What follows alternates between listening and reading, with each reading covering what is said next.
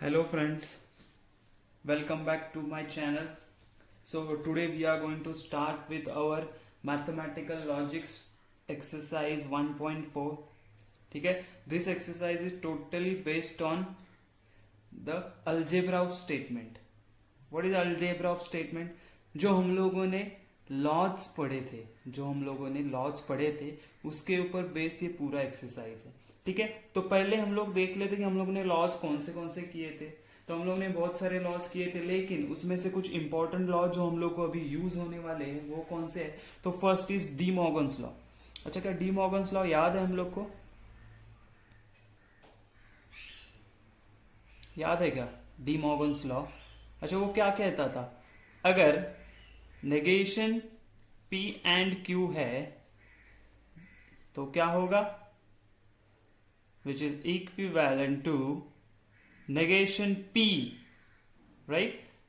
हर एक स्टेटमेंट का नेगेशन होगा, नेगेशन एंड का क्या होगा? और एंड नेगेशन Q, राइट. उसी तरह अगर ऐसे होगा कि P और Q, नेगेशन P और Q which is equivalent to negation P और का हो जाएगा एंड नेगेशन Q, राइट. उसी तरह और एक लॉ किया था हम लोग ने, कंडीशनल लॉ. क्या याद है कंडीशनल लॉ? कंडीशनल लॉ ये भी यूज होने वाला है हमें. तो वो क्या था? इफ आई से P इंप्लाइज Q, ये स्टेटमेंट है which can be simplified. Simplified किसमें हो सकता है? तो हम लोग बोल सकते हैं नेगेशन P, फर्स्ट स्टेटमेंट का नेगेशन, हमेशा याद रखना, फर्स्ट स्टेटमेंट का नेगेशन और next statement as it is. ठीक है, नेक्स्ट स्टेटमेंट क्या होगा? As it is. अंडरस्टूड. अच्छा, उसी तरह हम लोग ने बाई कंडीशनल लॉ किया था. बाई कंडीशनल याद है क्या? डबल इंप्लीकेशन का, राइट. बाई कंडीशनल लॉ, उसमें क्या कहा था? If P double implies Q then we can simplified it P implies Q and, हाँ दोनों का, इसलिए एंड आता है यहाँ पे, दोनों का इंप्लीकेशन है ना, इसलिए and Q implies P, right. इसको वापस कैसे सिंप्लीफाई कर से यूजिंग कंडीशनल लॉ हम लोग क्या बोल सकते हैं? नेगेशन P और Q एंड नेगेशन Q और P. अंडरस्टूड. तो ये बेसिक लॉज है. उसमें बाद में हम लोगों ने देखा था कि आइडेंपोटेंट लॉ था, कम्यूटेटिव लॉ था, एसोसिएटिव लॉ था, डिस्ट्रीब्यूटिव लॉ था, आइडेंटिटी लॉज थे. तो ये सब लॉज हम लोग ने पढ़े हैं. ठीक है, ये इंपॉर्टेंट है. तो मैंने सिर्फ एक बार रिवीजन करवा लिया. तो हम लोग देखते हैं कि अभी 1.4 में हम लोग को 3 क्वेश्चंस देखने हैं. तो क्या क्या क्वेश्चंस है? ठीक है, the first question is using the rules of negation right the negation of the following with justification. अच्छा, विथ जस्टिफिकेशन. तो दो क्वेश्चंस पूछे इसमें. क्या? तो हमें पहले तो जो भी स्टेटमेंट दिया रहेगा, लेट्स से कोई भी एक स्टेटमेंट दिया है, मैं बोलूंगा कि यही स्टेटमेंट दिया है कि P एंड Q का मुझे नेगेशन करना है यूजिंग रूल्स, मतलब ये रूल्स यूज करके नेगेशन करना है. जस्टिफिकेशन मतलब क्या? अगर मैं हर एक स्टेप कर रहा हूं तो उसके पीछे का reason, we have to give a reason to each and every step की मैंने ये क्यों किया. अच्छा बाबा, हाँ, तो कंडीशनल लॉ यूज किया. क्यों? ऐसा था P इंप्लाइज Q था, तो मैंने उसको क्या कन्वर्ट किया? तो नेगेशन P और Q कर लिया. कैसे किया? ये कहां से आया? तो मैं बोलूंगा कि बाय कंडीशनल लॉ. समझा? तो ये जस्टिफिकेशन हो गया ये स्टेप के लिए. अंडरस्टूड. अच्छा, what is the second question? Second question is rewrite the following statement without using if and then. मतलब हम लोग को क्या करना है कि कोई भी स्टेटमेंट दिया है जिसमें इफ एंड देन है, तो हम लोग क्या करेंगे?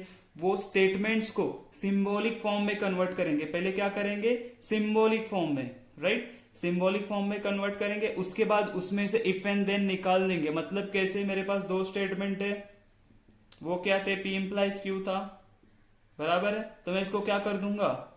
सिंप्लीफाई करूंगा. तो डी कंडीशनल लॉ से क्या होगा? और Q.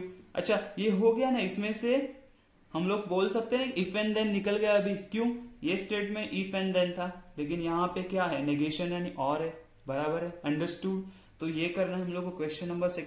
ये हम लोग पूरा देखेंगे, मैं जस्ट एक्सप्लेन कर रहा हूं कि क्या है.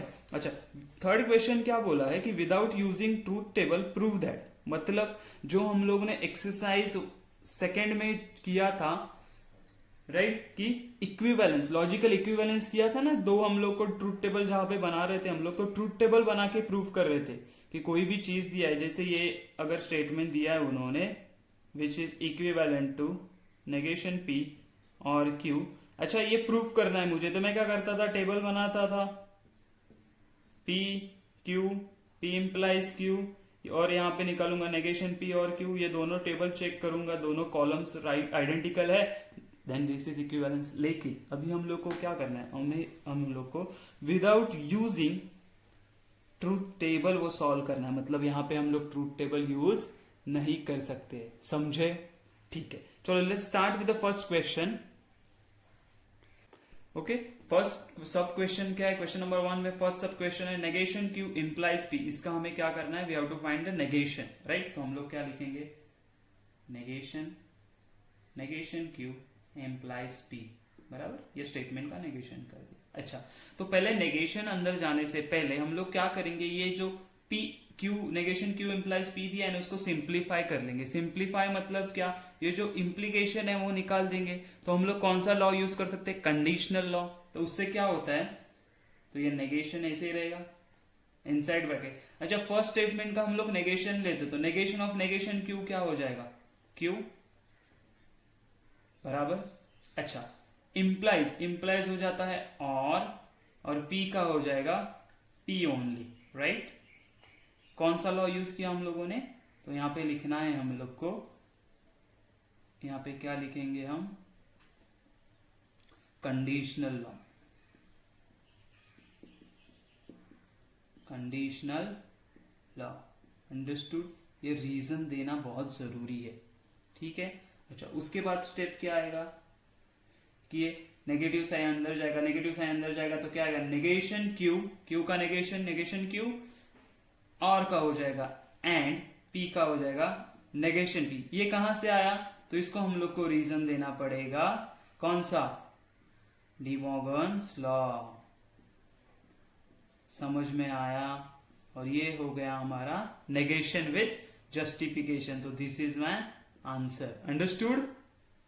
नेक्स्ट क्वेश्चन, चलो क्या दिया है, पी एंड नेगेशन क्यू, तो यहां पे नेगेशन देना है तो कैसे देंगे, negation P and negation Q, बराबर है। अच्छा, तो यहां पे डायरेक्ट हो जाएगा, ठीक है, यहां पे सिंपल ही है, तो मैं क्या करूंगा, नेगेटिव साइन नेगेशन अंदर चला जाएगा तो क्या हो जाएगा, नेगेशन पी बराबर नेगेशन पी, और का क्या, एंड का क्या हो जाएगा, और यहां पे क्या है, एंड उसका हो गया और, राइट? एंड नेगेशन क्यू का हो जाएगा, नेगेशन ऑफ नेगेशन क्यू क्या होता है मालूम है, नेगेशन ऑफ नेगेशन क्यू क्या हो जाता है, क्यू मिलेगा मुझे, तो यहाँ पे मुझे क्या मिला, क्यू। अच्छा, ये कहां से आया, तो इसको हम लोग बोल सकते हैं D Morgan's law.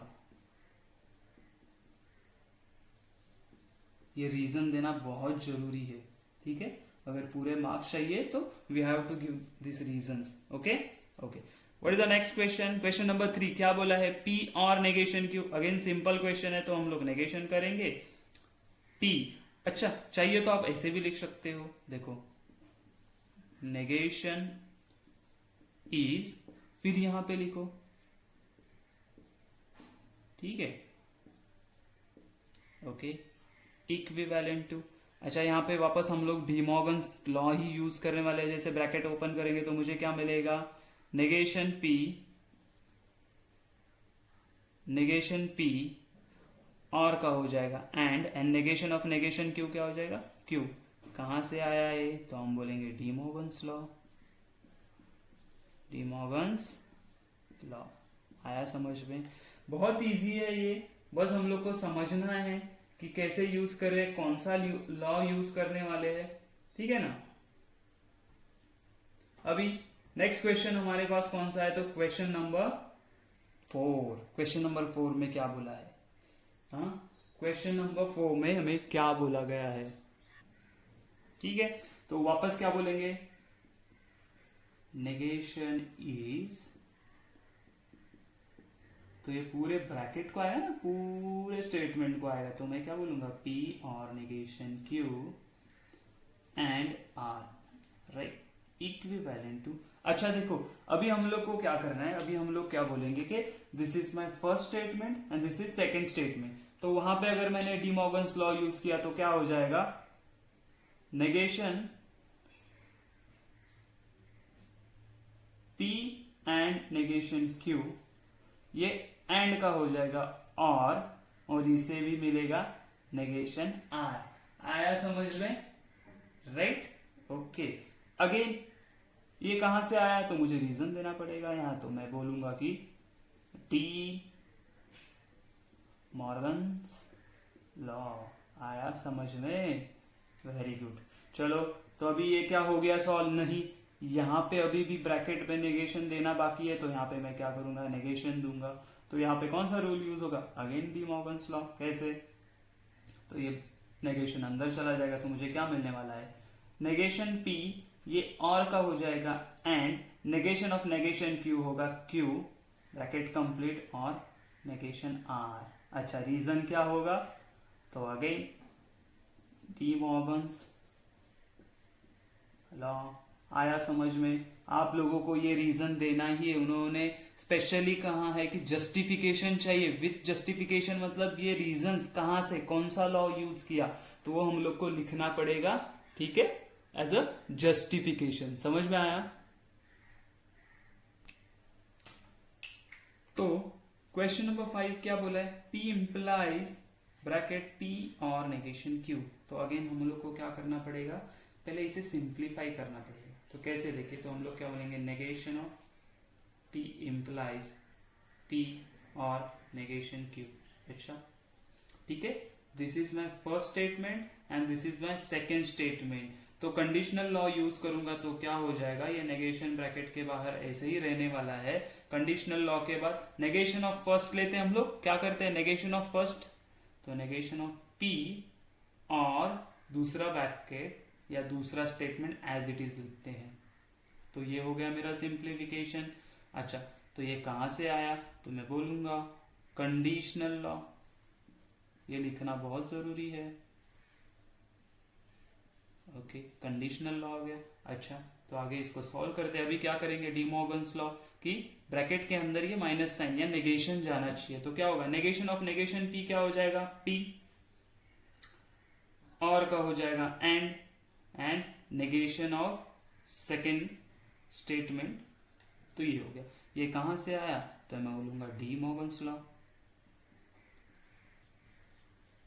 D Morgan's law. अच्छा, ठीक है, तो यहाँ पे हमारा खत्म हो गया क्या आंसर, नहीं, ये नेगेशन साइन यहाँ भी अंदर जाना चाहिए। तो मैं क्या करूंगा, अगेन P एंड ये नेगेशन ऑफ P क्या हो जाएगा, नेगेशन P, ये और का हो जाएगा and negation of negation Q क्या हो जाएगा, तो ये Q बन जाएगा and this is my final answer. ये कहां से आया, तो मैं वापस बोलूंगा डी मॉर्गन्स,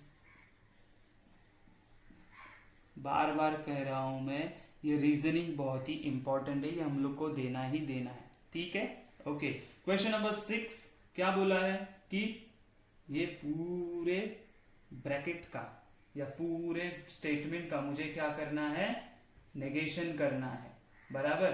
तो कैसे करेंगे, तो पहले हम लोग डायरेक्ट नेगेशन लिख लेते हैं, negation of negation P and Q, और यहाँ पे क्या है, P और नेगेशन Q, राइट, क्या बराबर है। अच्छा, ठीक है, चलो, तो क्या करेंगे, ब्रैकेट ओपन करते हैं, तो कौन सा रूल यूज करेंगे, डी मॉर्गन्स। तो ये नेगेशन अंदर जाएगा, तो मैं क्या बोलूंगा, नेगेशन ऑफ नेगेशन, ये स्टेटमेंट को कुछ भी पकड़ लो, ये पूरा स्टेटमेंट है ना, तो नेगेशन ऑफ नेगेशन क्या हो जाएगा, निकल जाएगा नेगेशन, तो मैं बोलूंगा P एंड Q, ये ब्रैकेट एज इट इज रहेगा, बराबर है। ये और का हो जाएगा and negation of this bracket हो जाएगा P और नेगेशन Q। ये कहां से आया, जादू से आया क्या, नहीं, तो मैं बोलूंगा D Morgan's theorem, D Morgan's law theorem में, ठीक है, अंडरस्टूड, वेरी गुड। अच्छा, आगे क्या करेंगे, ये ब्रैकेट तो एज इट इज रहने वाला है, ये ब्रैकेट एज इट इज रहेगा, बराबर है। ये क्या हो जाएगा, एंड का एंड एज इट इज रहने वाला है, बराबर है। अच्छा, तो यहाँ पे भी ये नेगेशन ये ब्रैकेट में चला जाएगा, तो नेगेशन ऑफ P क्या हो जाएगा, नेगेशन P और का हो जाएगा and negation of negation Q क्या हो जाएगा क्यू। अच्छा बाबा कहां से आया ये, तो ये आया डी मॉर्गन्स लॉ से, डी मॉर्गन्स लॉ। आया समझ में? ठीक है, तो हम लोग क्या करेंगे अभी क्वेश्चन नंबर 7 देख लेते हैं। तो क्वेश्चन नंबर 7 देखते हैं क्या है। क्वेश्चन 7 में क्या दिया है, P एंड P और negation Q implies P and negation Q। अच्छा ठीक है, तो हम लोग का पहला स्टेप हमेशा जो होता है वही सबका नेगेशन करो। तो क्या बोलेंगे, P और negation Q implies P and negation Q।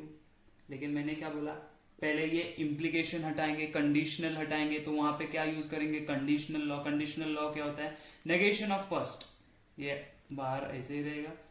Negation of first मतलब ये स्टेटमेंट का नेगेशन, तो नेगेशन P और नेगेशन Q बराबर नेगेशन इम्प्लाइज का हो जाएगा और ये स्टेटमेंट एज इट इज बराबर, तो ये हो जाएगा P एंड नेगेशन Q। अच्छा ये कहां से आया, तो ये आया कंडीशनल लॉ, बराबर है कंडीशनल लॉ। अच्छा ठीक है, आगे क्या हो जाएगा, तो इनसाइड ब्रैकेट में जो नेगेशन देना है वो पहले दे देते।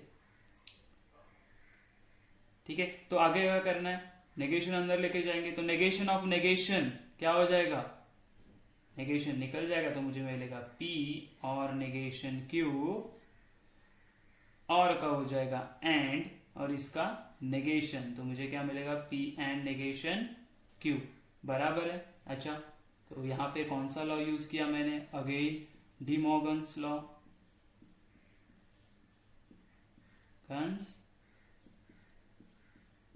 सही है। अच्छा तो यहाँ पे आंसर खत्म हो गया, नहीं मुझे ये तो कंप्लीट हो गया लेकिन ये सॉल्व करना पड़ेगा, तो मैं क्या बोलूंगा, P और नेगेशन Q बराबर, P और नेगेशन Q, ये एंड का एंड, ऐसे ही नेगेशन साइन अंदर चला जाएगा, तो नेगेशन P एंड का हो जाएगा और नेगेशन ऑफ नेगेशन Q क्या हो जाएगा Q। तो ये कहां से आया, अगेन डी मॉर्गन्स लॉ। ये रीजन लिखना जरूरी है।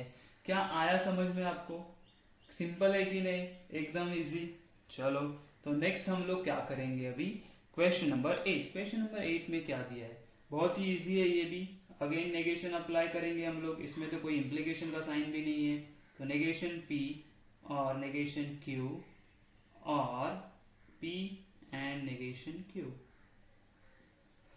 ठीक है, इसका नेगेशन क्या हो जाएगा, देखो ये नेगेशन अंदर गया दोनों को, तो क्या मिलेगा हमें कि नेगेशन ऑफ नेगेशन P और नेगेशन Q, ये और है उसका क्या हो जाएगा, and negation P and negation Q। अच्छा कौन सा लॉ यूज किया मैंने, तो यहाँ पे किया डी मॉर्गन्स लॉ, बराबर है, यही तो मैक्सिमम लॉ यूज हो रहे हैं ना हम लोग को यहाँ पे। बाकी के लॉज भी याद रखने हैं क्योंकि हमें क्वेश्चन नंबर 2-3 में यूज करने पड़ेंगे। अच्छा ठीक है, तो यहाँ पे वापस डी मॉर्गन्स लॉ यूज होगा कैसे, तो ये ब्रैकेट के अंदर चला जाएगा, तो नेगेशन ऑफ नेगेशन P क्या हो जाएगा, P और का हो जाएगा and negation of negation Q हो जाएगा Q बराबर है, ये एंड का एंड एज इट इज, ये भी यहाँ पे अगर अंदर चला गया तो नेगेशन P एंड का हो जाएगा और नेगेशन ऑफ नेगेशन Q क्या हो जाएगा Q। अंडरस्टूड, कहां से आया है, तो ये अगेन डी मॉर्गन्स लॉ। तो समझ में आया, इतने इजी क्वेश्चंस है, सिर्फ कोई सिली मिस्टेक नहीं करना है, बराबर है। तो यहाँ पे हमारा ये क्वेश्चन नंबर फर्स्ट पूरा कंप्लीट हो गया है। तो क्वेश्चन नंबर 2 में हम लोग को क्या दिया है, rewrite the following statement without using if and then, मतलब यहाँ पे जो इफ एंड देन लिखा है वो निकाल के हमें स्टेटमेंट्स लिखना है। तो डायरेक्ट लिखेंगे क्या, नहीं, तो हम लोग शुरुआत कैसे करेंगे। फर्स्ट क्वेश्चन क्या दिया हुआ है, इफ मैन इज अ जज देन ही इज ऑनेस्ट, ऐसे बोला है, तो मेरे पास दो स्टेटमेंट्स है, क्या, मैन इज अ जज ही इज ऑनेस्ट, तो मैं क्या बोलूंगा, let P man is a जज बराबर, क्यू स्टेटमेंट क्या है मेरे पास, he is honest, he is honest, right. अच्छा, तो इसका सिंबॉलिक फॉर्म क्या आएगा? सिंबॉलिक फॉर्म क्या आएगा?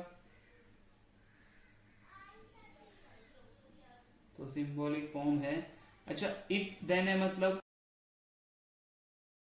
इम्प्लीकेशन होगा।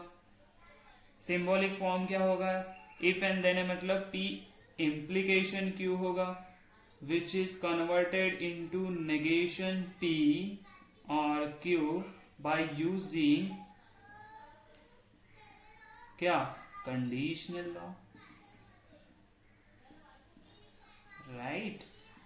अच्छा, तो ये हो गया। तो अभी यही statement without if and then आएगा, तो ये हम लोग लिखेंगे कैसे आंसर मेरा? तो आंसर ऐसे लिखना है, नेगेशन ऑफ पी, पी क्या? अ मैन इज अ जज था, तो हम लोग बोलेंगे मैन इज नॉट ए जज, और क्या? Second statement, he is honest. आया समझ में? इतना इजी है, बस क्या करना है, स्टेटमेंट कंसीडर करना है, सिंबॉलिक फॉर्म करना है, उसको सिंप्लीफाई करके लास्ट में आंसर लिखना है। आया समझ में? अच्छा, what is the second question? If 2 is rational number then root 2 is irrational number. Again let p क्या है? 2 इज रैशनल नंबर, ये मेरा p स्टेटमेंट है। अच्छा, बराबर है। उसके बाद क्यू स्टेटमेंट क्या है मेरा? रूट 2 इज इरेशनल नंबर, बराबर ना? अच्छा, बराबर है। तो सिंबॉलिक फॉर्म क्या आएगा? सिंबॉलिक फॉर्म तो p इंप्लाइज q होगा, तो इसको हम लोग सिंप्लीफाई कैसे करेंगे? अगेन सेम कंडीशनल लॉ से, बराबर। तो यहाँ पे रीजन लिखना है, कहां से आया है? तो ये कंडीशनल लॉ है। क्या है? कंडीशनल लॉ, बराबर। अच्छा, तो यहाँ पे आंसर कैसे लिखेंगे हम लोग? विदाउट इफ एंड देन लिखना है, तो नेगेशन ऑफ p मतलब बोलेंगे 2 इज, नेगेशन है ना, तो 2 इज नॉट रैशनल नंबर और ना, ये और का साइन है, और is root 2 is irrational number, बराबर। कितना इजी है, कुछ मेहनत ही नहीं करना हम लोग को, बराबर है। चलो, क्वेश्चन नंबर 3 क्या बोला है? इफ f ऑफ 2 है, राइट, ये क्या है? If f of 2 is equal to 0 then f of x is divisible by, तो ये मेरा फर्स्ट स्टेटमेंट है और ये मेरा सेकेंड स्टेटमेंट है। तो लेट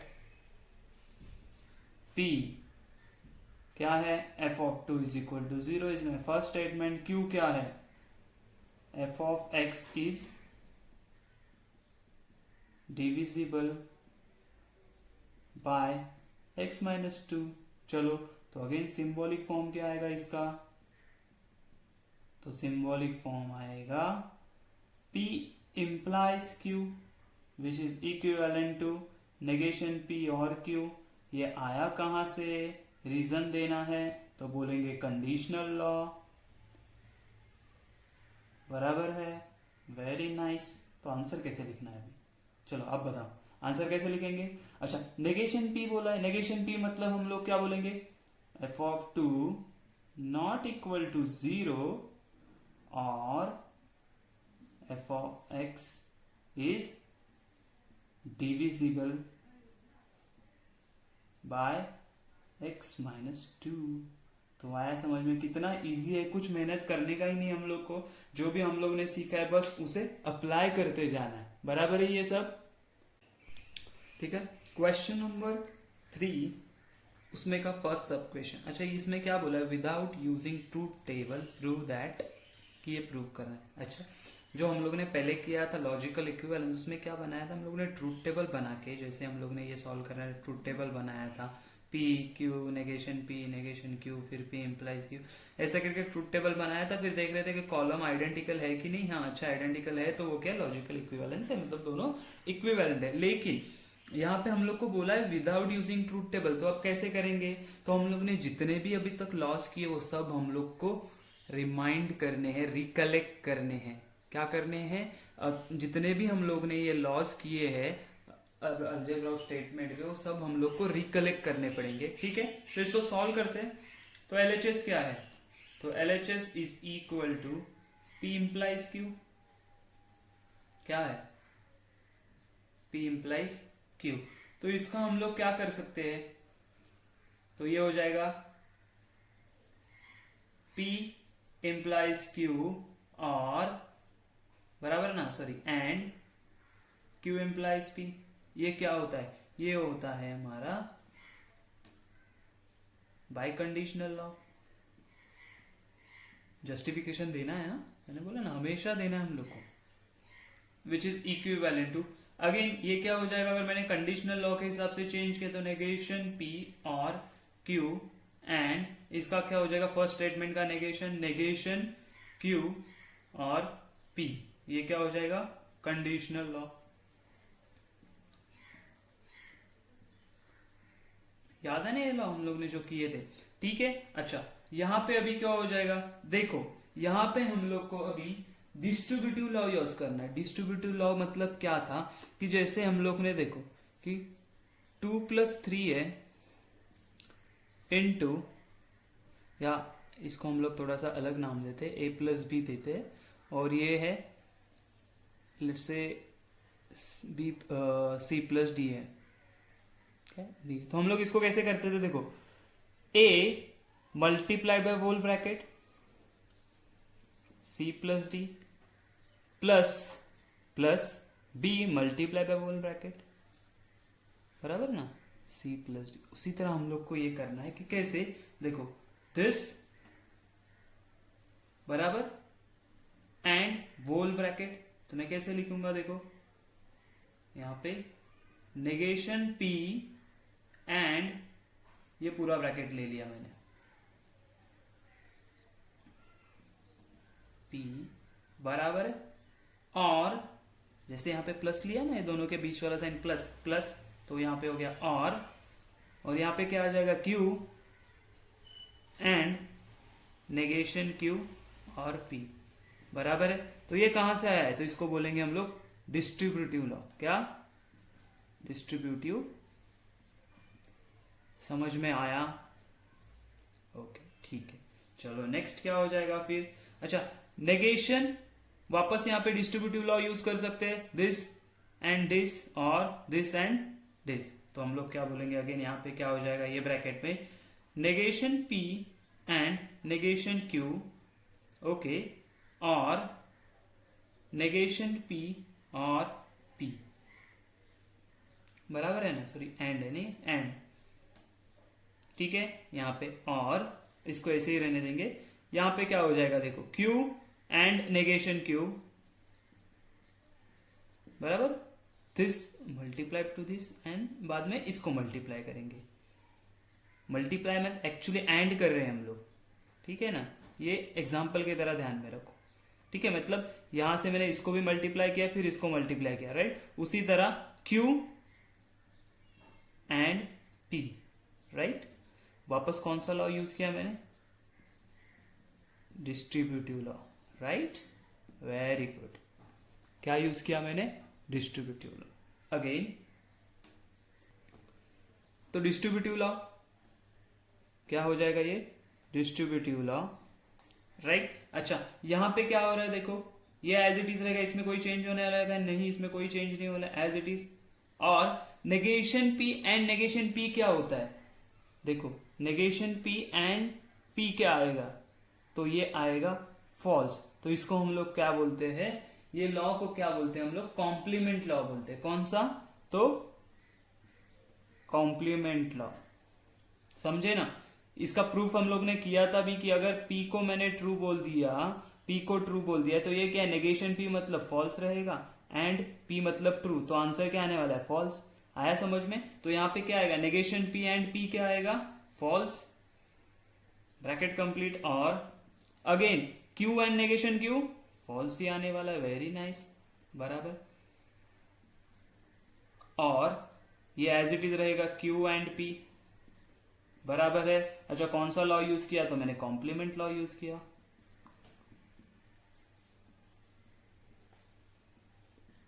राइट, ओके। तो अभी क्या है, देखो कोई भी स्टेटमेंट एंड एफ रहेगा तो आंसर क्या आने वाला है, वो स्टेटमेंट हम लोग ने किया था ना, P एंड एफ किया तो आंसर क्या आता है, P ही आएगा। क्यों, अगर P ट्रू रहेगा तो ये ट्रू आएगा, अगर P फॉल्स रहेगा तो ये फॉल्स आएगा, समझा? तो आंसर क्या आता है, वही, इसी लॉ को हम लोग क्या बोलते थे, याद है क्या, आइडेंटिटी लॉ। क्या बोलते थे, आइडेंटिटी लॉ, ठीक है। तो इसका आंसर क्या आ जाएगा, देखो यही रहेगा, P एंड नेगेशन Q। ये पूरा मेरा एक स्टेटमेंट है और ये फॉल्स है, जैसे ये पूरा मेरा एक स्टेटमेंट है, ये फॉल्स है, बराबर। और यहाँ पे क्या आया, देखो अगेन सेम एक स्टेटमेंट है और वो और F के साथ है, मतलब क्या, ये स्टेटमेंट ट्रू रहेगा तो पूरा ट्रू आएगा, ये फॉल्स रहेगा तो पूरा फॉल्स आएगा, तो वहां पे क्या आएगा, अगेन सेम स्टेटमेंट आ जाएगा, ठीक है। अच्छा, हम लोग हमारे आंसर के क्लोज तो पहुंच गए, लेकिन हम लोग को एग्जैक्ट आंसर, सॉरी यहाँ पे रीजन देना बाकी है। रीजन क्या होगा, आइडेंटिटी लॉ, बराबर।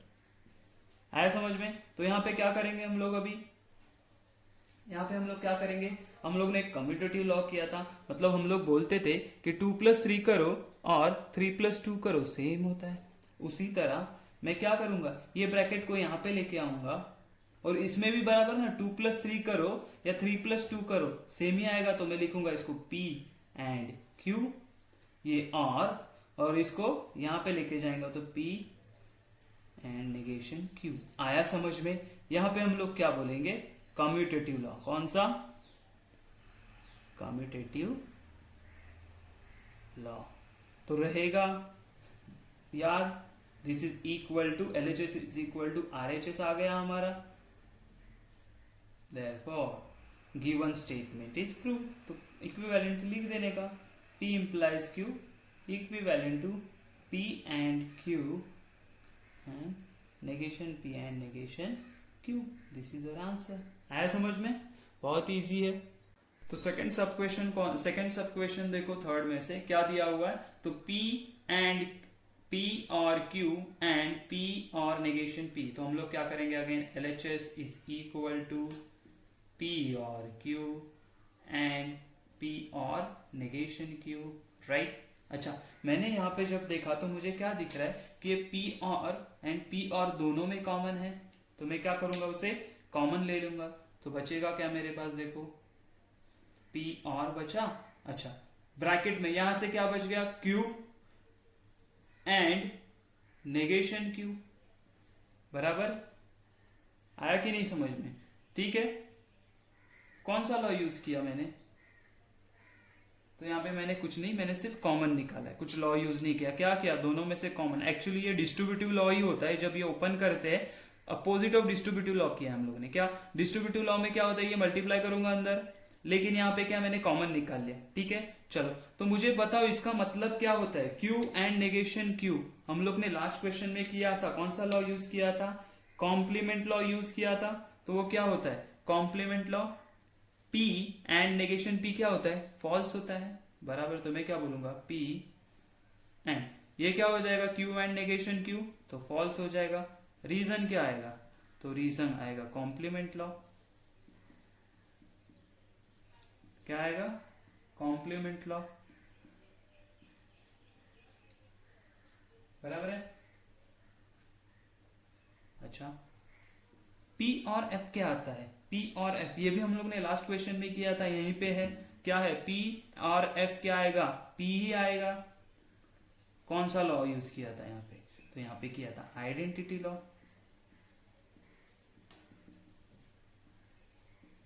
Right, which is equal to RHS। तो मुझे क्या मिला, LHS is equal to RHS, therefore मैं कह सकता हूं P और Q एंड P और negation Q equivalent to P। ये हो गया मेरा आंसर, प्रूव हो गया ना, बराबर है। चलो तो हम लोग अभी क्या करते हैं, क्वेश्चन नंबर 3 देखते हैं क्या है। ठीक है, तो क्वेश्चन नंबर 3 में क्या दिया है, P एंड Q और नेगेशन P एंड Q और P and negation Q equivalent to P और Q। अच्छा ये बहुत लंबा है तो या फिर बहुत लेंदी है, ऐसा कुछ नहीं है, बहुत इजी है। बस हम लोग को देखना है, हम लोग को आइडेंटिफाई करते आना है हमारा स्टेप क्या है। तो पहला स्टेप तो हमेशा ये रहेगा, LHS is equal to P and Q और नेगेशन P एंड Q और P and negation Q, right. अच्छा मैंने ये जब ऑब्जर्व किया तो मुझे क्या दिखा, कि मुझे दिखा कि ये एंड Q कॉमन है दोनों में, बराबर है ना। तो मैं क्या करूंगा, क्या कॉमन निकालू उसे, मैं इसको कॉमन निकाल लेता हूं। तो क्या बचेगा मेरे पास, देखो P एंड नेगेशन P बचेगा, P ये और का साइन आएगा और नेगेशन P, और ये एंड Q कॉमन निकाल लिया, बराबर है। और यहाँ पे और P and negation Q as it is रहेगा। अच्छा अब मुझे बताओ ये P और नेगेशन Q, नेगेशन P क्या होता है, P और नेगेशन P क्या होता है, तो ये होता है ट्रू। कहां से आया, तो ये आया हमारे कॉम्प्लीमेंट लॉ से। कहां से आया, हमारे कॉम्प्लीमेंट लॉ से। तो एंड Q और P एंड नेगेशन Q, अच्छा कहां से आया, तो ये है कॉम्प्लीमेंट लॉ, बराबर है।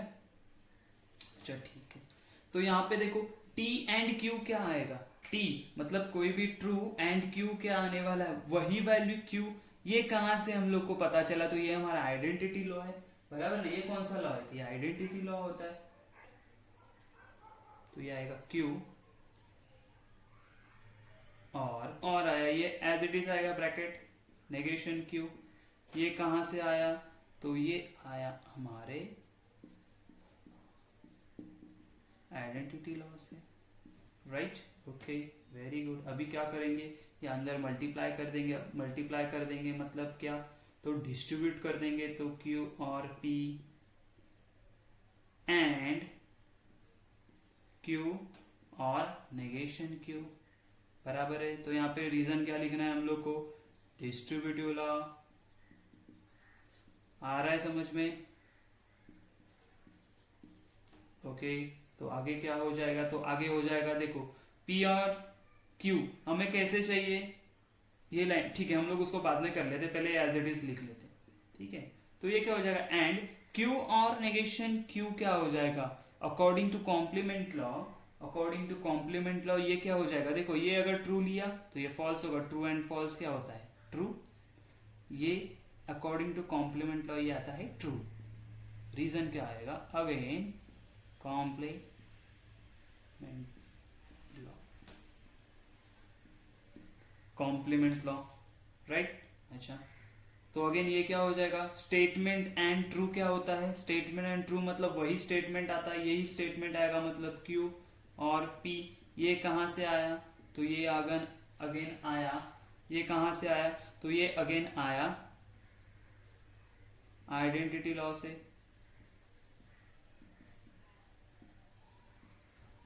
राइट, बराबर है। अच्छा लेकिन ये ऐसा है क्या, मुझे RHS में क्या है, P और Q है, तो मैं इसको क्या करूंगा, P और Q इंटरचेंज किया, कैसे किया, कम्यूटेटिव लॉ से। कैसे किया, कम्यूटेटिव लॉ से। आया समझ में, तो मेरा LHS इक्विवेलेंट टू RHS आ गया। तो हम लोग क्या लिखेंगे, अगेन P एंड Q और नेगेशन P एंड Q और P and negation Q is equivalent to P और Q।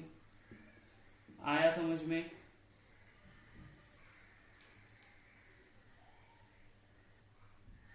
तो ये एक्सरसाइज में से लास्ट क्वेश्चन है, क्वेश्चन नंबर 3 का 4th। तो उसमें क्या दिया है, ये ब्रैकेट दिया है which is equivalent to this. तो हम लोग क्या करेंगे, LHS is equal to negation of P और negation Q implies P and negation Q bracket complete. अच्छा ठीक है, तो हम लोग ये नेगेशन पहले अंदर लेके जाने से पहले इसको क्या करेंगे, इसको सिंप्लीफाई करेंगे। सिंप्लीफाई मतलब कौन सा, हम लोग को कंडीशनल लॉ यूज करना पड़ेगा। कंडीशनल लॉ मालूम है ना, P implies Q which is equivalent to क्या बोलते हैं, नेगेशन P और Q। तो पहले का फर्स्ट स्टेटमेंट का नेगेशन, तो नेगेशन P और नेगेशन Q बराबर है इम्प्लाइज का हो जाएगा और यहाँ पे second statement as it is. ठीक है, तो अभी क्या करते हैं, ये नेगेशन अंदर लेके जाते हैं, तो यहाँ पे लिखना पड़ेगा कौन सा लॉ, तो मैं लिखूंगा कंडीशनल लॉ।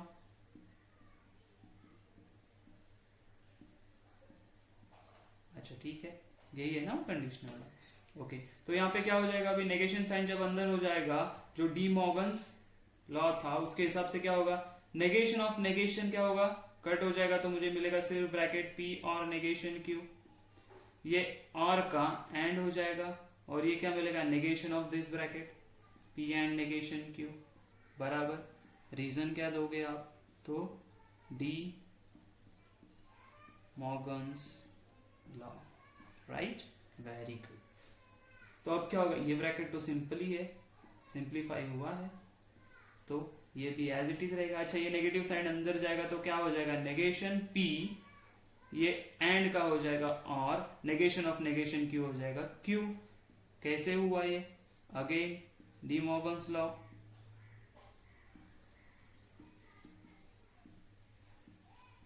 बराबर है, बराबर है। चलो, तो क्या ही यही हमारा RHS है, यस यही हमारा RHS है। तो LHS is equal to RHS, और हम लोग कह सकते हैं कि नेगेशन P और negation Q implies P and negation Q which is equivalent to P or negation Q and negation P or Q, right? This is our answer. आया समझ में? तो यहाँ पे हमारा एक्सरसाइज 1.4 कंप्लीट हो गया है। इसमें कोई भी डाउट रहेगा तो आप मुझे कमेंट बॉक्स में मैसेज कर सकते हो। Thank you.